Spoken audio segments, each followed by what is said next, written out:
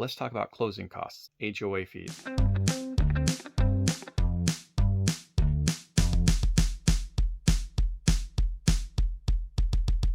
Now, I hate HOAs. I hate them. But there are a lot of people that love them. And they do good things. There's both positives and negatives. I don't like the fees, but I enjoy the things that come from having an HOA. So it's kind of a you win, you lose some.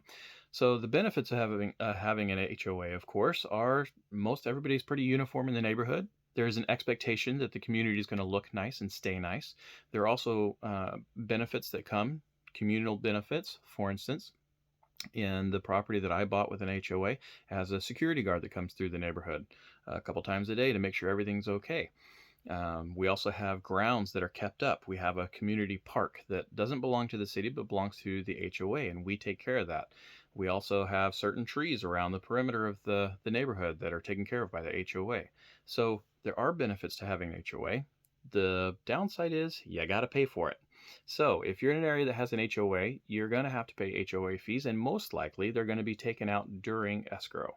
And they're usually prorated on the month. So if you're closing on the first of the month, you've got to pay for the whole month's worth of HOA fees because you're paying in advance. As you notice, everybody likes their money in advance. So HOA fees you're paying on the first to pay for the full month. If you're closing on the last day of the month, which is why a lot of people close on the last day of the month, is so that they can pay fewer fees. Because when you prorate over a month, then you get to knock out those things. So if your HOA is, say, $200 a month, which is a pretty hefty HOA, and you close on the last day of the month, you're only going to pay like $6.50 instead of 200 for your first month.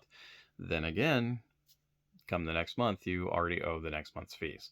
So it's all going to be the same. It's just how much money do you have to bring to closing?